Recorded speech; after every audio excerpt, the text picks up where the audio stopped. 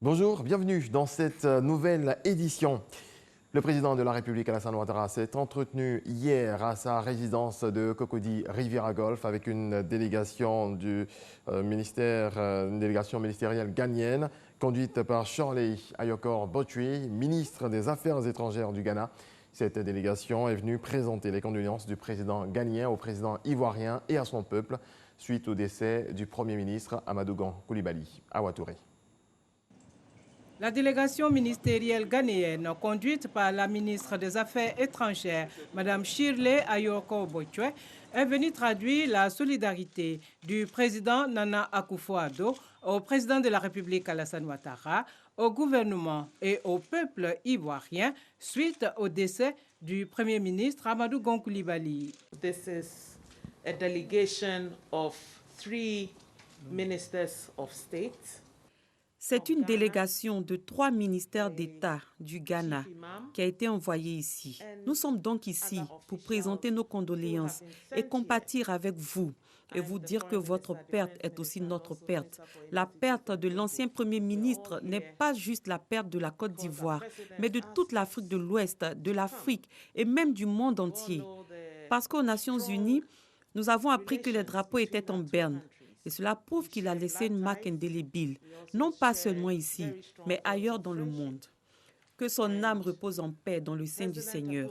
C'est la raison pour laquelle nous sommes ici, pour présenter nos condoléances, mais aussi pour compatir avec son Excellence le Président Alassane Ouattara. La ministre des Affaires étrangères n'a pas manqué de relever la qualité des relations entre la Côte d'Ivoire et le Ghana.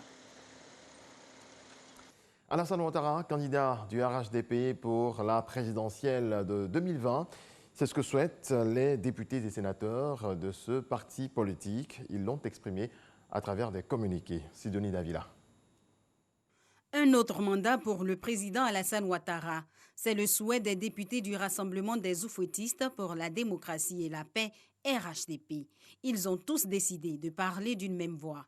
La situation inattendue à laquelle nous sommes confrontés aujourd'hui appelle à une analyse saine, réaliste et objective. Excellence, Monsieur le Président de la République, président du RHDP, nonobstant votre volonté de passer le flambeau à une nouvelle génération, nous, députés du RHDP, vu votre bilan exceptionnel, reconnu tant à l'intérieur qu'à l'extérieur, conscient des enjeux de l'élection présidentielle du 31 octobre 2020, nous, députés RHDP, sollicitons votre candidature à l'élection présidentielle du 31 octobre 2020. C'est aussi le message porté par les sénateurs dans une déclaration faite devant le directoire du parti à la suite des députés. Le groupe parlementaire RHDP au Sénat voudrait prier avec insistance le président Alassane Ouattara, président du RHDP, de faire un nouveau sacrifice en acceptant d'être le porte-étendard du RHDP et il en appelle à être le candidat du RHDP à l'élection présidentielle du 31 octobre 2020. Le parrainage en vue de l'élection présidentielle a démarré depuis la semaine dernière. Une fois le candidat du RHDP connu, les militants entendent ratisser large pour un maximum de signatures. Deuxième jour des épreuves orales du baccalauréat aujourd'hui. Ce sont 318 995 candidats répartis dans 506 centres sur le territoire national. Ces épreuves prennent fin le samedi 25 juillet prochain. Ensuite, les épreuves écrites qui sont prévues du lundi 27 juillet au jeudi 30 juillet prochain. Retour sur la première journée des oraux avec Issaïo. Yopougon, lycée municipal Pierre Gadier 1. Ce mercredi, premier jour des oraux du baccalauréat, session 2020. Les élèves consultent les listes pour voir leur ordre de passage. Je suis venue ce matin consulter mon jour de passage et j'ai remarqué que je passe ce matin, donc j'attends mon heure de passage. Au secrétariat du jury, le vice-président est à pied d'œuvre pour le bon déroulement de l'épreuve.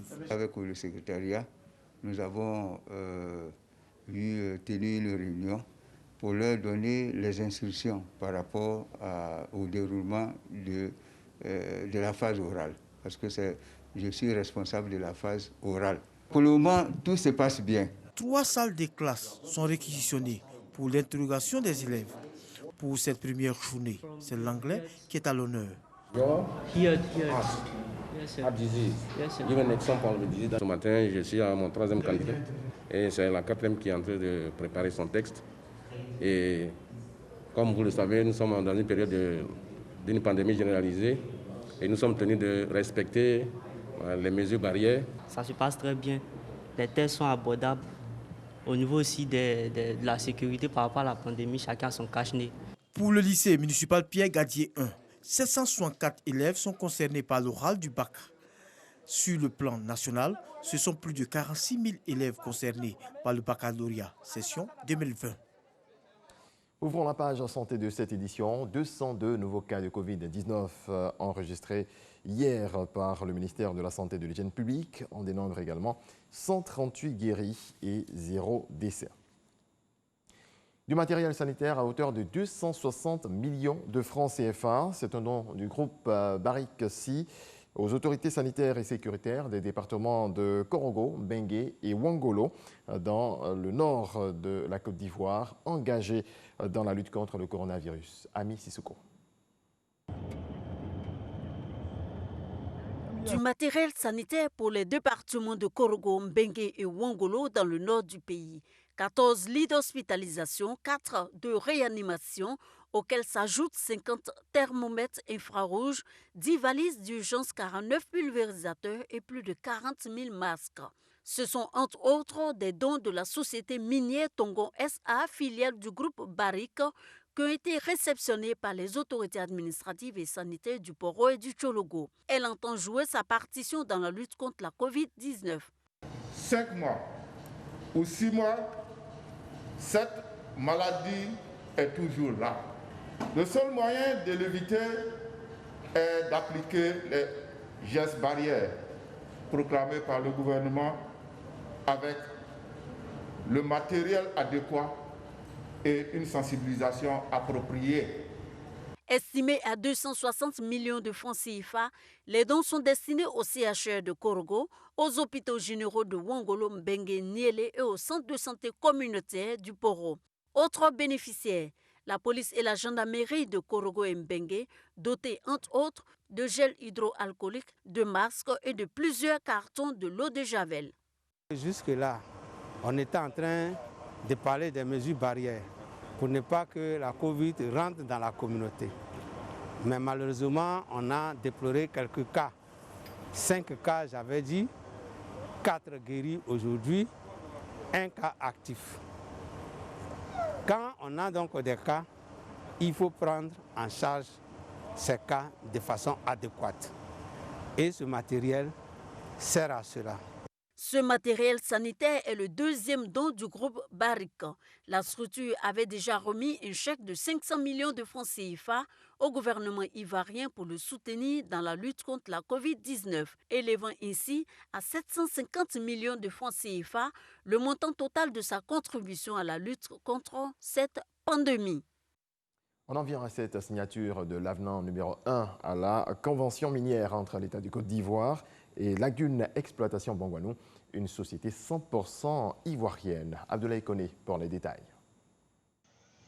Il s'agit de la première entreprise minière ivoirienne qui produit de la bauxite et dont le leadership est assuré par des nationaux. Lagune Exploitation Bongouanou et l'État de Côte d'Ivoire viennent de parapher l'avenant numéro 1 qui lui permettra de travailler en toute quiétude.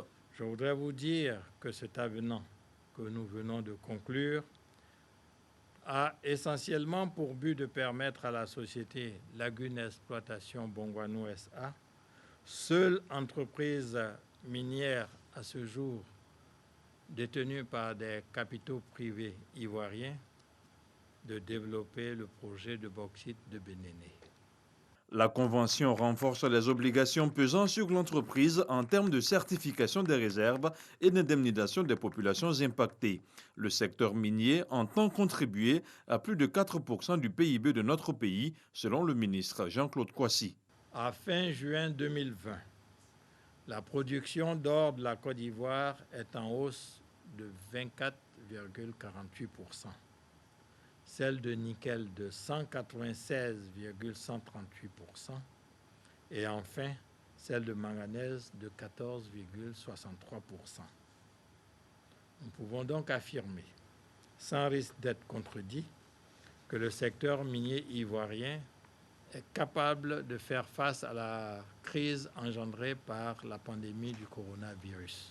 Lagune Exploitation Bauxite est soucieuse de l'environnement. L'entreprise, qui rencontre quelques soucis techniques, n'en demeure pas moins motivée à poursuivre ses activités d'extraction. Nous avons développé une production sans utiliser les explosifs. C'est vrai qu'il y a encore des problèmes au niveau du port concernant le tirant d'eau qui ne nous avantage pas par rapport à la bauxite guinéenne. Et quand bien même la nôtre a une qualité supérieure, ils nous ont rassuré qu'ils y travaillent, donc on espère très bientôt pouvoir bénéficier des aménagements qu'ils vont faire. L'entreprise va exploiter 1,5 million de tonnes de bauxite par an sur une période de 20 ans. Dans notre pays, la production aurifère s'est établie à 32,5 tonnes en 2019. Sa progression se poursuivra en 2020 avec une prévision de 33,5 tonnes pour atteindre 38 tonnes en 2021. Une meilleure prise en charge des orphelins et des enfants rendus vulnérables du fait du VIH-Sida, c'est la volonté du ministère en charge de la protection de l'enfant. Ce ministère a initié une mission d'appui aux centres sociaux de Côte d'Ivoire. Patricia Omouetia. 10 familles OEV, orphelins, enfants vulnérables du VIH-Sida, 5 familles impactées par la COVID-19, des indigents et les ONG. Ils ont bénéficié du soutien du ministère de la Femme, de la Famille et de l'Enfant à travers des dons en vivres et non-vivres. Bon, je compte m'installer avec les matériels qui ont été donnés. Je n'ai pas de magasin, mais je me débrouille un peu là-bas. Comme j'ai reçu un cadeau, je vais bien m'organiser. Depuis lors, ça va, en tout cas ça va. Je suis mon traitement normalement, je vais au contrôle. Ils m'ont apporté des vivres, la nourriture, du riz, du savon. Pour cette phase, le ministère entend soutenir 150 familles OEV et 75 familles impactées par la COVID-19 et 15 centres sociaux du Grand Abidjan. Il y a des familles qui sont plus vulnérables que les autres, qui n'ont vraiment pas grand-chose à manger. Ce sont des enfants en général qui sont pris en charge par un oncle, une tante, par une grand-mère, et souvent qui n'a même pas de source de revenus. Et donc, nous avons pensé qu'il était important d'appuyer ces familles-là, parce que ces familles sont souvent sous traitement, et si elles ne mangent pas correctement, elles ne peuvent pas prendre correctement leur traitement. La directrice du programme national de prise en charge des OEV encourage les familles à fréquenter les centres sociaux. Plusieurs centres sociaux verront leur capacité opérationnelle renforcée. Dans l'actualité hors de nos frontières, au Mali, 5 chefs d'État ouest-africains sont attendus à Bamako, au Mali, pour tenter de résoudre la crise qui frappe le pays. Une mission dirigée par le président en exercice de la CEDEAO, Mahamadou Issoufou. Malgré la mission de la semaine dernière, aucun accord entre pouvoir et opposition n'a encore été trouvé ce jeudi. Alors que les Maliens espèrent une résolution de la crise, il faudra trouver un compromis et mettre toutes les parties d'accord sur le plan politique, mais aussi sur le plan institutionnel. Voilà, c'est tout pour ce 6h30. Merci à toutes et à tous de votre attention. Très belle journée à vous.